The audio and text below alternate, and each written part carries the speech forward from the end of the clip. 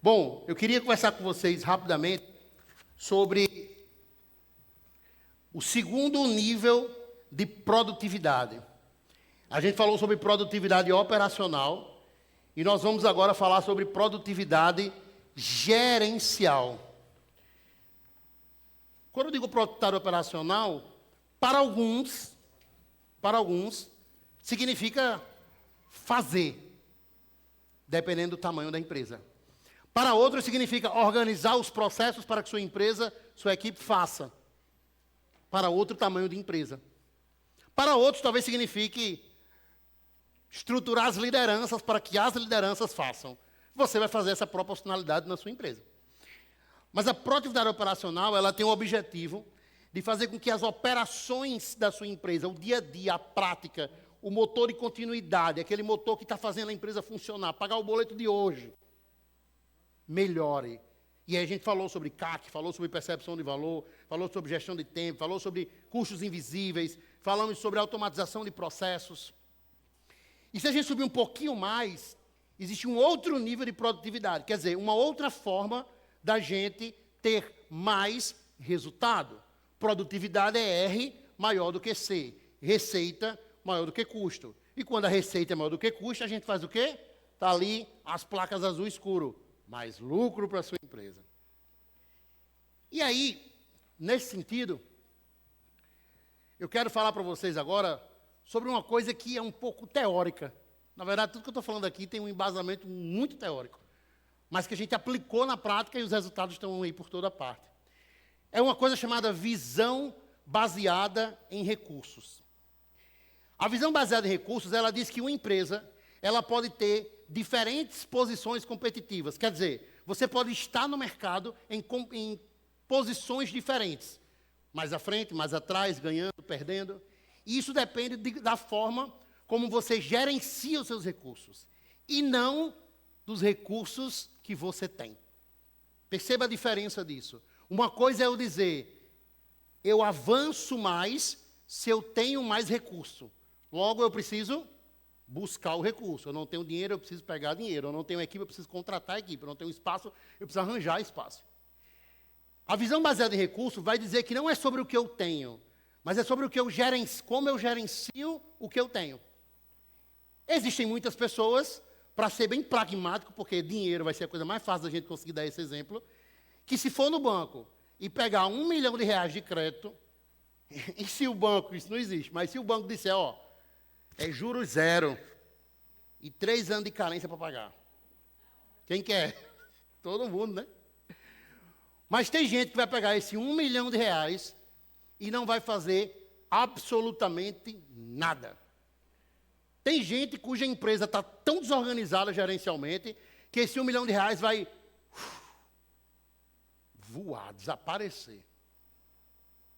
Já outras pessoas, se conseguir fazer aquela redução dos custos invisíveis, o saldo que vai sobrar, ele começa a estruturar uma coisa, outra. Quando vê, sem nem pegar recurso de fora, ele conseguiu ampliar o seu resultado. Portanto, o que eu quero mostrar para vocês aqui é sobre a forma como nós gerenciamos os recursos que nós temos. E se a gente puder ter mais recurso, ótimo.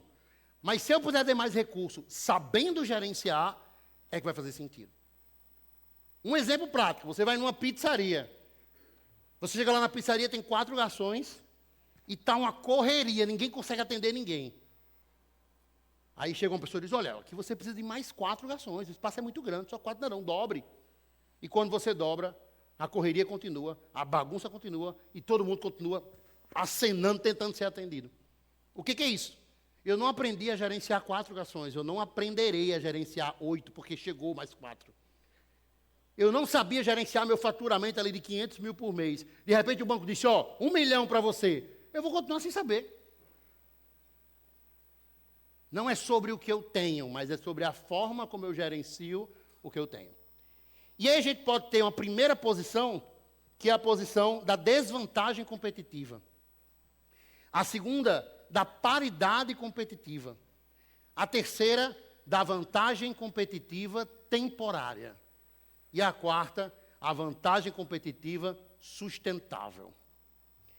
Desvantagem competitiva é quando eu tenho recurso, mas eu não uso. Pô, eu tenho um recurso. Eu tenho uma tecnologia, eu tenho um sistema poderoso. Eu já ouvi muito isso em mentoria.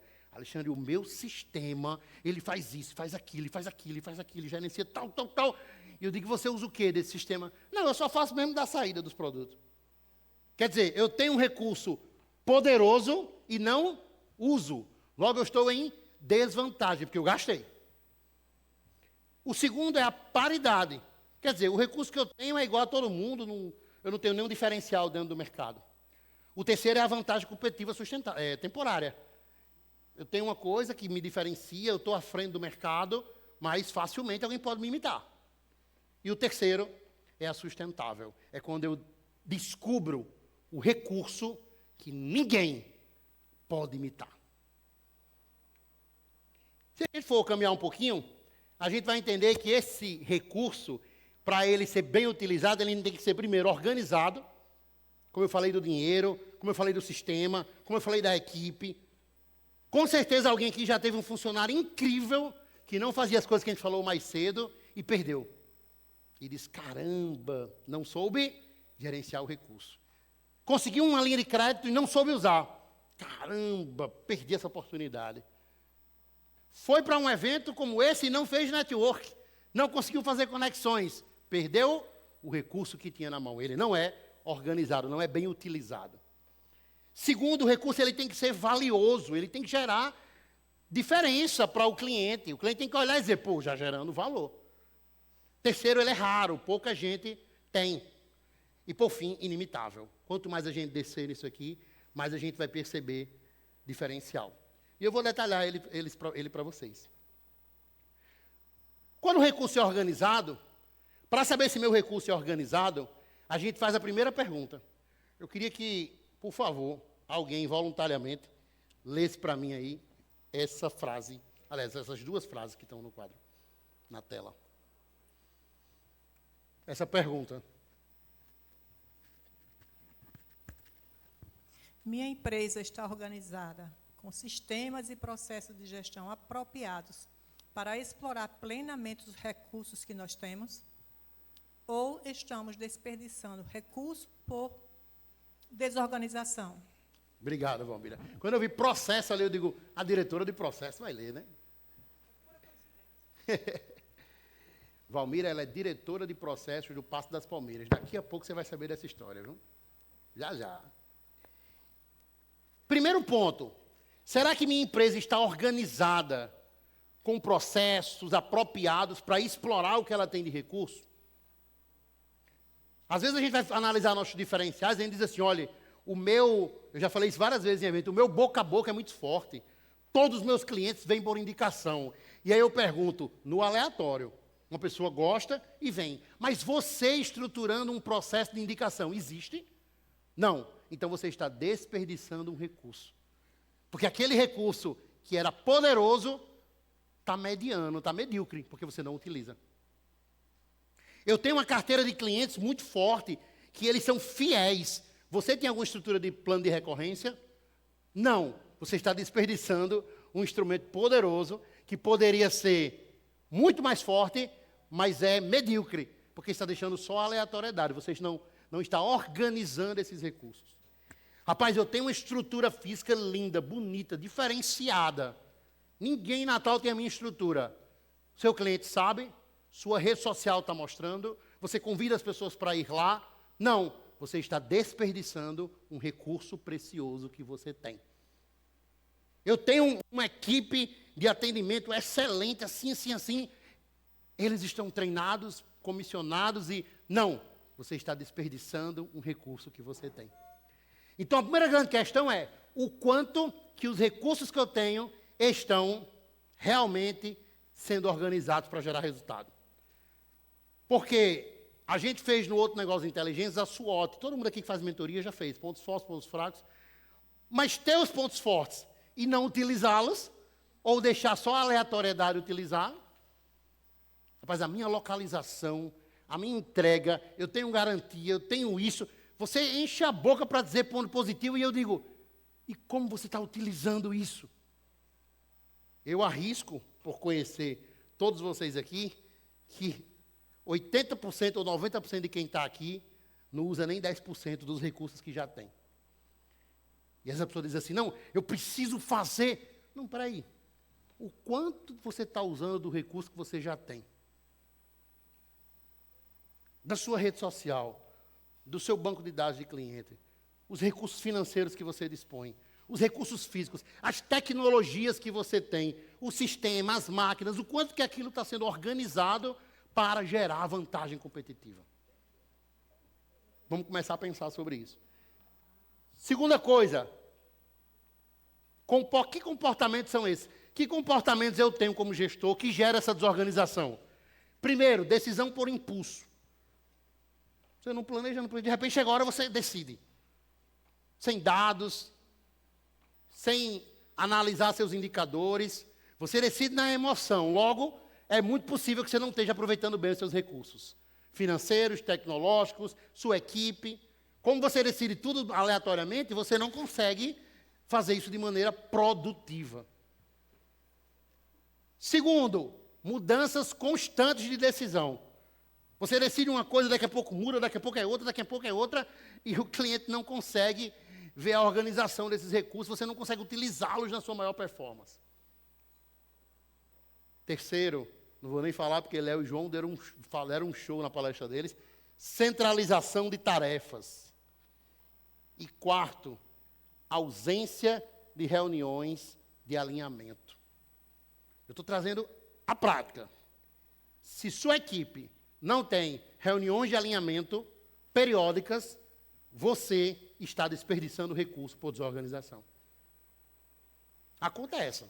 Eu não sei quais, eu não sei quanto, mas você está desperdiçando recursos. Por quê? Porque um funcionário seu vai errar uma coisa essa semana e na semana seguinte vai errar de novo, porque você não fez reunião de alinhamento com ele. Um exemplo simples. Sem reunião de alinhamento, sem ajuste, eu não consigo organizar meus recursos. Se a gente caminhar um pouquinho, vai para o segundo. Primeiro, eu tenho que organizar o que eu já tenho. Segundo, eu tenho que refletir o quanto meu recurso é valioso. Alguém levanta a mão aí para ler o próximo texto, por favor? Quem pode ler? Nariane. Show. O que diferencia minha empresa das demais concorrentes do mercado? Gera valor perceptível e significativo para nossos clientes? Ou, em alguns momentos, investimos em diferenciais que o cliente nem percebe? E o seu nem percebe era exatamente o que eu queria, Nariane. Obrigado. Tem gente que enche a boca para dizer, não, eu tenho tal coisa. E para o cliente é totalmente indiferente. Qual foi a última vez que a gente parou para olhar e para perguntar ao cliente o que é diferencial para ele? Porque muitas vezes a gente faz exatamente isso. A gente está gerando valor, só que não é perceptível para o cliente. E esse valor, às vezes, custa dinheiro. Portanto, estamos sem alcançar a nossa vantagem competitiva. Nós não estamos sendo produtivos. A gente está criando coisas, gastando com coisas que para o nosso cliente não gera esse resultado.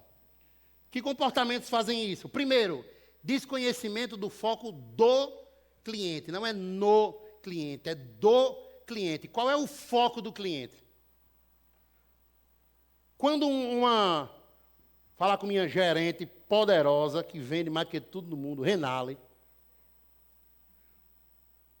Renale é poderosa. Daqui a pouco eu vou chamar ela aqui para falar alguma coisa.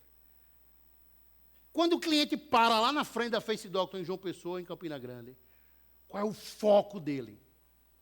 O que é que faria ele fazer? Caramba, essa é a clínica. O quanto que a gente conhece de fato desse cliente?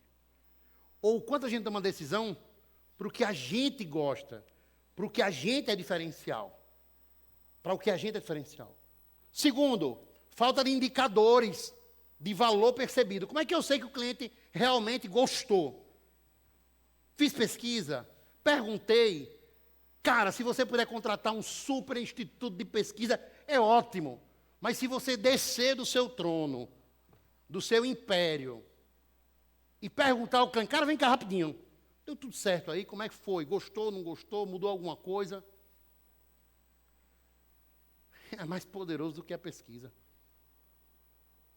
É mais poderoso do que a pesquisa. Não tem representação quantitativa, mas é mais poderoso do que a pesquisa. É você descer aqui da nossa estrutura de empresa que gera valor e dizer, e aí? Hoje eu trouxe uma farofa. Estava boa a farofa? Para o meu amigo Hariton. Porque quando a gente vai para evento em hotel, a gente quer fazer tudo chique. E geralmente o que é chique não tem farofa. Mas tem coisa mais deliciosa que farofa? Farofa é tudo de bom. Hoje tinha, né? Mas lá no outro hotel, não vou dizer o nome para não queimar, né? Mas lá no outro hotel nunca tem farofa no cardápio. E aí Hariton lá no Forms, na hora de avaliar o evento, disse, faltou farofa no almoço. Pois eu comprei uma farofa, na verdade Priscila comprou uma farofa, a gente botou dentro de um pote, botei debaixo do braço, fui lá e disse, Hariton, sua farofa. Mas tinha farofa, então você ficou com duas. Isso é foco do cliente. Eu preciso entender o que o cliente quer, mas às vezes eu fico tão fechado dentro de uma salinha, pensando, cara, vai perguntar ao cliente. É igual a produção de conteúdo. O que eu vou produzir de conteúdo? Entra na sala, Eric, vai já falar alguma coisa aqui, viu? Eric trabalha com grandes máquinas para construção, para reformas, grandes construtoras aqui do estado, é cliente de Eric. E Eric diz assim, não, ele não faz isso, porque ele foi aluno do curso Lucro e Liberdade. Ele é o cara. Mas ele diz assim, não, eu acho que se o meu cliente, se for assim, assim, assim, enquanto isso o cliente está, Eric, eu quero dar opinião. E Eric, não, porque eu sei, porque eu sou o dono da empresa. A gente precisa sair desse encastelamento e perguntar ao cliente. Em 1 hora não foi possível fazer isso, mas quem é que eu perguntei do almoço? Por favor, levanta a mão aí quem eu perguntei do almoço. Perguntei do almoço. E o almoço está legal? Porque foi assim que eu descobri algumas coisas, como, por exemplo, a farofa de Hariton, né? Rapaz, essa farofa. Aí depois eu perguntei, Hariton, farofa aqui. Não tem problema. Chega lá no teu cliente, diz, amigo, escolhe aleatoriamente como é que está a nossa entrega. O que é diferencial para você? Terceiro, isso aqui está tudo alinhado. Paixão excessiva pelo produto. Tem empresário, e é para gostar do que faz mesmo, viu, Léo? Isso que eu vou falar não é contra o que você falou, não, você está certíssimo. Mas tem empresário que é apaixonado pelo seu produto. Se 100 clientes pedir para ele mudar a embalagem, só um negócio, rapaz, você pode só melhorar esse lacre aqui? Não, porque o meu produto é o melhor. Aí você vai vender para quem? Há 15 dias atrás eu tive com o Roberto, que está ali atrás. Levanta a mão aí, Roberto. Roberto é meu amigo de muito tempo. E ele, desde 9 anos de idade, nós somos parceiríssimos. E ele é nosso cliente também. E ele me presenteou com a companhia dele durante 5 dias em São Paulo. O evento que a gente foi bom. Foram 2 dias, mas os outros 3 foram muito melhores. Basicamente, a gente ficou andando na Paulista de um lado para o outro. Basicamente isso. Na verdade, ele acordou e eu já tinha saído. Eu disse, eu estou aqui. Aí parei numa banquinha de feira, que tinha assim, comi um sanduíche, e fui andar, né? Aí vi aquelas bicicletas do Itaú. Aí eu digo, agora a Breno vai ter orgulho de mim, viu? É para dar energia, né, para a bicicleta. Primeiro foi o sanduíche. Aí peguei, pedalada, pá, aquelas bicicletas do Itaú, fiz ida e volta, dá 3 quilômetros. Aí mandei uma mensagem para o Breno, Breno, consegui fazer 3 quilômetros de bicicleta. Vocês vão dizer, que coisa pouca, né? Para mim é muito. Até então era, né?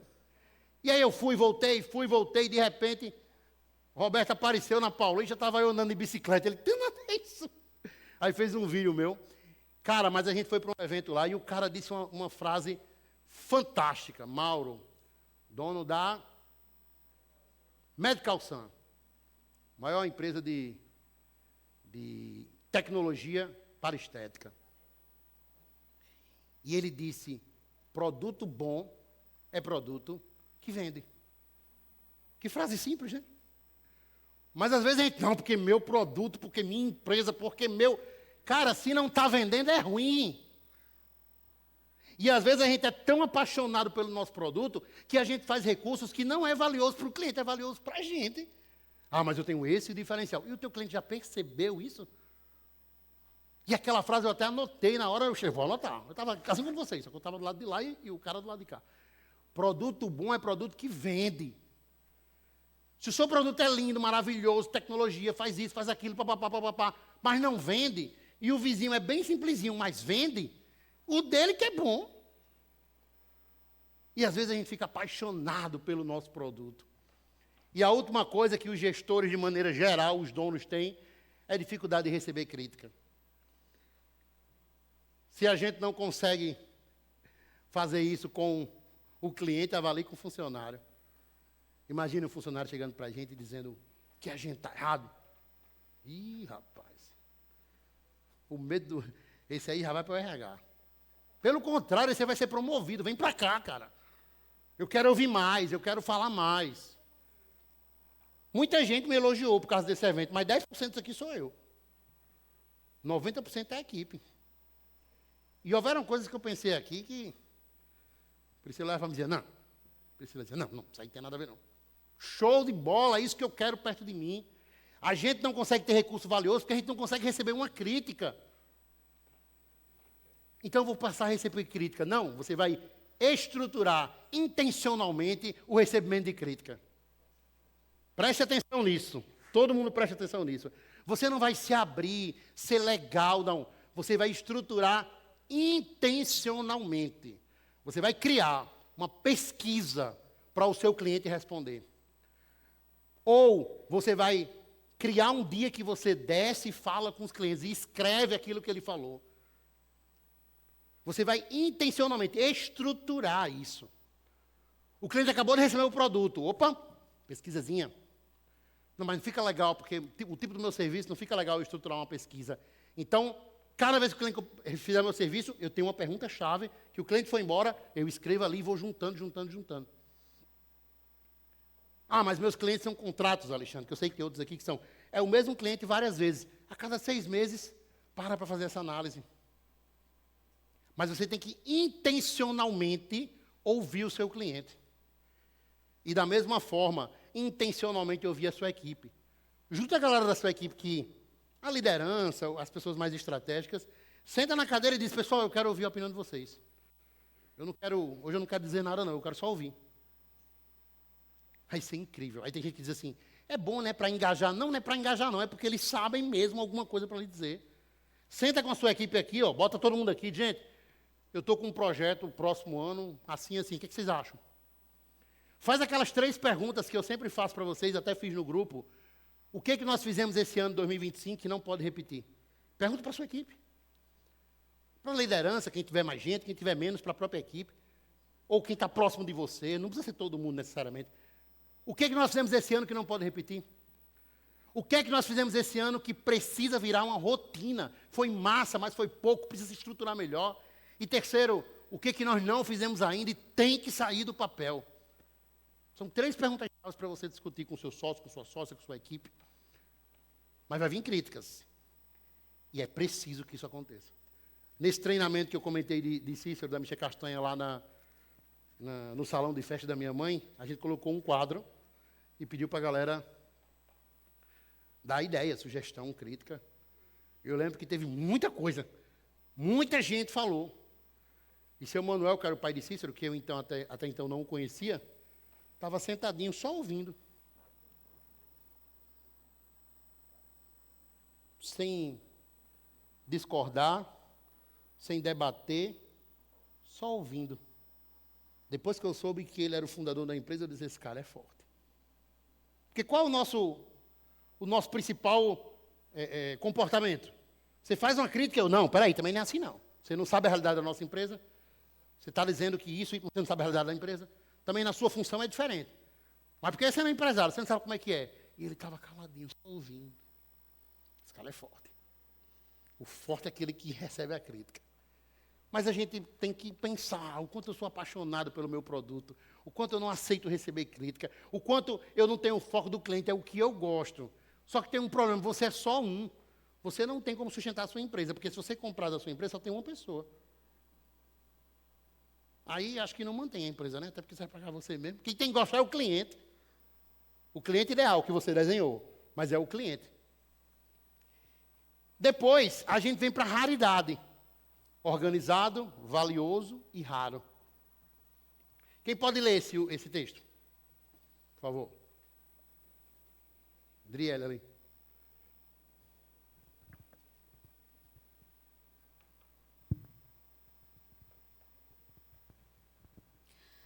Vantagem competitiva sustentável.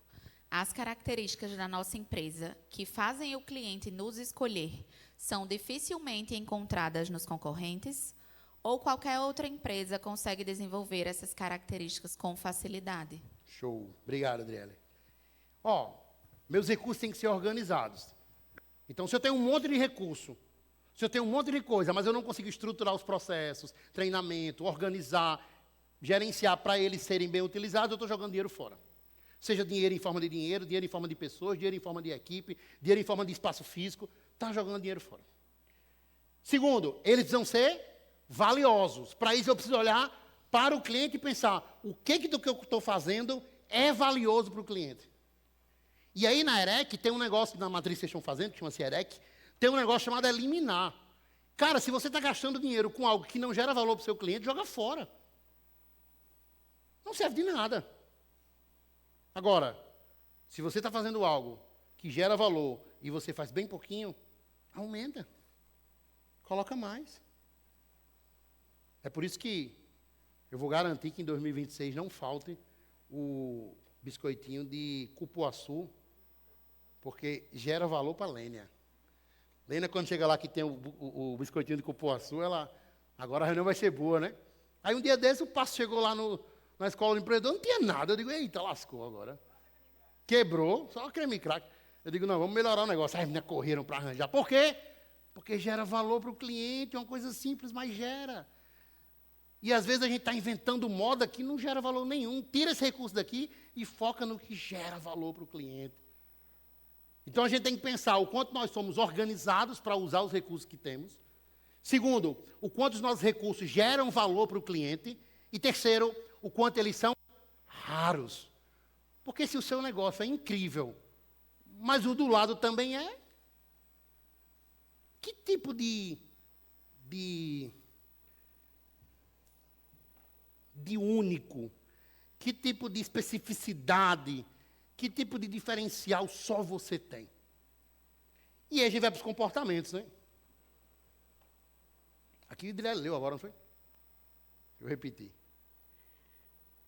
Primeira coisa, imitação constante de tendências.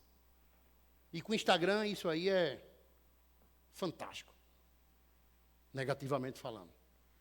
Você vai na mentoria, ou vai numa agência, se você não for mentorado, ou se planeja junto com o seu sócio, com sua sócia, estrutura um plano de marketing para a sua empresa. Cada ação tem um sentido. No offline, no online, nos eventos, e está tudo acontecendo. Mas, de repente, você abre seu Instagram e um concorrente seu está fazendo um negócio diferente. Aí você muda todo o seu planejamento para copiar as tendências. Por que eu coloquei tendência entre aspas?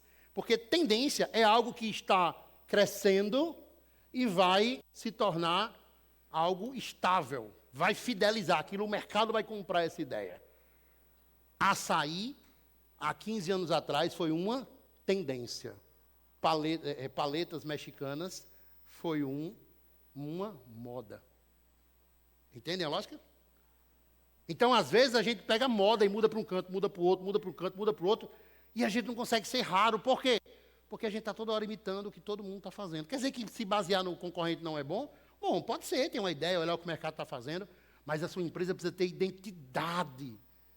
E se você está o tempo todo mudando, imitando, fazendo o que o outro faz, o seu recurso nunca vai ser raro. Porque eu vou olhar para a sua empresa e vou dizer, ela é bacana, agora ela é igual a outra. Sabe aquelas ruas que tem no centro da cidade, que tem várias, de vários setores diferentes, que é tudo igual, uma atrás da outra. Vum, vum, vum, vum, vum, vum. Como é que a gente decide a compra ali? 10 lojas iguais, como é que a gente decide a compra? Mais barato, né? É tão terrível que você pega o orçamento de uma e vai na outra. Ó, o orçamento. 500 e pouco. Eu faço 480. Tu pode escrever? Pô, se o cara escreve, você vai na terceira. 480. Você pode escrever? 450. Aí você vai até chegar na 10ª. Quando terminar a 10ª, você volta para a primeira. Ó, eu consegui ali a 300. Porque não tem valor, não tem raridade nenhuma. O que tem no teu negócio de diferente mesmo? Dos seus concorrentes, que não é igualzinho. Depois, medo de arriscar por inovação. Comportamento muito forte gerencialmente. O cara que não inova, que não muda, que não faz nada, ele não vai ser raro. A ausência de personalidade de marca. Isso que vocês estão vendo nas nossas marcas, eu recebi inclusive de Eliette uma palavra muito legal, um dia que eu dei ela estava numa reunião comigo, só eu e ela ia anotar um negócio num papel. Eu disse, não, peraí, vou pegar um bloco para você. A gente tem uns blocos para esses momentos de urgência. E aí eu peguei um bloquinho de notas, que não é um caderno e tal, só para que eu dei a ela disse, eu acho massa aqui na Escola do Vendedor, porque tu tem a identidade. Claro que a identidade de marca visual é só o sinal da identidade. O que é único na sua marca? E por fim, que aí eu quero instigar vocês a pensar, que aí é só sobre vocês, é só sobre mim, não é sobre funcionário, sobre mercado, sobre política, sobre nada. As empresas, elas não são raras porque falta um líder com visão de futuro. Falta alguém que diga assim, nós vamos para aquela direção. E nós vamos. Nós vamos chegar nessa direção. E nós vamos chegar. Se você vai estar ou não conosco, é outra conversa. Não precisa dizer essa frase. Mas a sua equipe tem que sentir isso de você. Tem que sentir que quando você disser, a nossa empresa em 2026 vai alcançar essa meta, você vai levar a porrada que for para fazer acontecer. E se não fizer, você vai para o seu quarto, você vai chorar, você vai ficar triste, depois você vai lavar o rosto e vai dizer para a sua equipe, não conseguimos, mas conseguiremos no ano seguinte. Esse é o líder com visão de futuro. Corajoso, corajosa, que compra a posição que escolheu. Eu vou alcançar isso aqui. E eu vou puxar minha equipe para isso. Um líder que pega a sua equipe de vendedores aqui e chega, galera, é o seguinte, a gente vai mudar nisso. Críticas, vamos lá, o que é sempre melhorar? Tá, beleza. E que vai comprar ideia, que vai dizer, ó, quem não estiver no barco, beleza, pula do barco, mas eu vou chegar lá. Eu vou falar dele de novo, porque a nossa história é longa. Mas Cícero me falou do site da Michel Castanha há 4 anos atrás. E eu sei que há pessoas dentro da Michel Castanha que talvez tenham dito, homem, pelo amor de Deus, homem. Vai vender no site, homem. Tá bom aqui, homem. E eu imagino, depois que ele implantou estoque, não sei o quê, para organizar tudo isso, quanto de resistência deve ter tido. E eu estou falando dele porque ele falou aqui, mas todos nós aqui. E sabe por que a Michel Castanha está vendendo para todo o Brasil? Porque Cícero olhou para aqui e disse, eu vou. E eu vou pagar o preço. É a visão de futuro. É aquela pessoa que você diz, meu irmão, eu vou me juntar a esse cara. Mas às vezes nós, enquanto empreendedores, somos covardes. A gente chora com a equipe. Eu não estou falando de não ser franco. Eu estou falando de ser fraco. A gente vai lá e não sei o quê e tal. Não, meu irmão. Vá para cima. Trace, pegue seu sócio, sua sócia, seu marido, sua esposa, ou se não tem ninguém, ligue para mim que eu vou fazer com você, para você não ficar sozinho. E trace suas metas. A gente vai alcançar isso. Para isso vai mudar isso. Reúna a sua equipe e diga, eu vou pagar o preço. E quem quiser chegar lá na frente comigo, paga o preço também. Ontem eu estava tentando dizer aquela frase, agora eu não consigo mais não, Brando. Como é a frase? Eu estava ontem treinando e morrendo de dizer aquela frase. É uma frase bem conhecida. Eu estava fazendo aquele negócio que a pessoa fica subindo. Como é, Helena? Sei lá, como é o nome que diz? No caixote. E eu tentando lembrar a frase, a menina aqui do lado falando, eu, meu Deus do céu, mas só vive... Peraí, pega o microfone aqui para Breno. Diga aí, Breno, para todo mundo ouvir. Só vive o propósito quem suporta o processo. Show. Tem aí escrita? Perfeito. Ei, você tem que passar isso para a sua equipe, meu irmão. Minha empresa vai ser maior próximo ano do que foi esse. E eu vou pagar o preço por isso. Eu sou líder com visão de futuro. Se você quiser viver isso, venha comigo e siga as regras. Não vou abrir mão da regra, não. Agora, se você não se adequar, pode ir embora, porque tem outra pessoa para viver esse propósito. Quase que não sai. Então, nós não somos raros muitas vezes porque a gente não consegue ter visão de futuro, não consegue puxar e dizer, eu vou ser sim. Vou dar um exemplo para vocês. Eu falei aqui no começo que eu não gosto de negócio motivacional, não sei o quê, eu pago o preço. Eu pago um preço por um diferencial que a gente tem aqui. Qual é? Conhecimento técnico de gestão. A escola do empreendedor tem esse valor. Tanto é que vocês estão ouvindo aqui, talvez de maneira mais simples, mas uma teoria, Fábio sabe disso, visão baseada em recursos, do nosso professor Afrânio, pesadíssima. Isso aqui é 3 livros. Barney e... lembrar o nome do cara, já. Mas eu vou pagar esse processo. Viver o processo, pagar o propósito. Eu vou pagar o preço. E a equipe vem junto. Mas ela só vem junto se a gente for forte. Então a gente tem que olhar se os nossos recursos são organizados, se eles são valiosos, se eles são raros. E a última característica é que ele precisa ser inimitável. Eu realmente dizer, sair da desvantagem, eu estou acima do mercado, eu tenho uma vantagem competitiva e ela é sustentável, ela é segura, ela mantém a minha empresa, ela tem que ser inimitável. Alguém lê para mim essa frase, por favor? Essa pergunta. Quem pode ler? Levanta a mão aí, uma voz bem bonita. Eloy. Rapaz, eu disse uma voz bonita e foi mesmo. Existe algum diferencial inimitável na nossa empresa? Algo que os concorrentes não conseguem copiar? Show, cara, obrigado. Tem alguma coisa? E diferente do que eu falei nas últimas, eu quero dizer a vocês que tem. Existe algo que é completamente inimitável na sua empresa. Mas eu queria que vocês lessem essa frase, essa pergunta. O que você faria se você descobrisse algo que tornasse sua empresa inimitável? E pensassem sobre ela, porque ela vai ser o tema da nossa terceira palestra. Nessa segunda palestra, eu falei para vocês sobre tornar os seus recursos organizados para que eles sejam mais produtivos.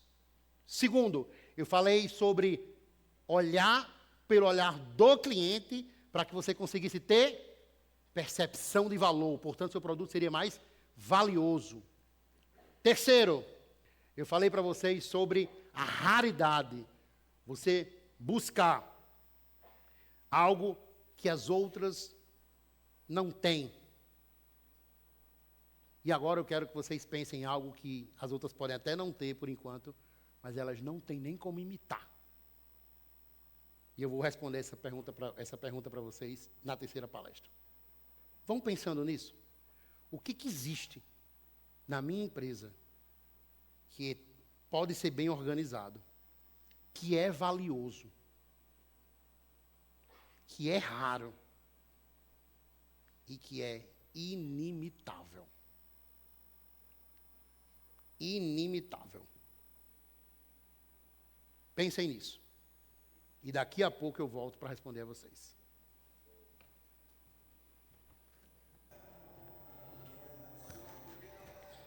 O que fazer para ter recursos, para organizar melhor os meus recursos e aproveitar melhor esses recursos que eu tenho?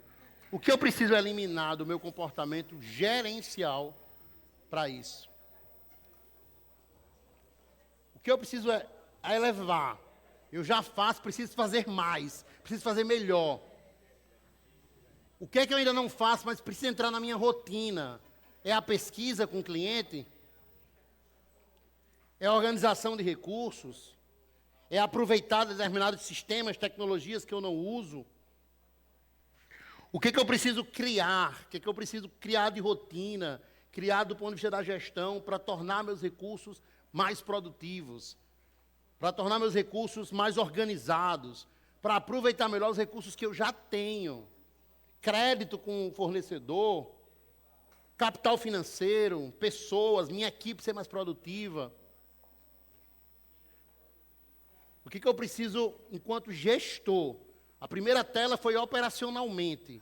A segunda é enquanto gestor, seu comportamento gerencial.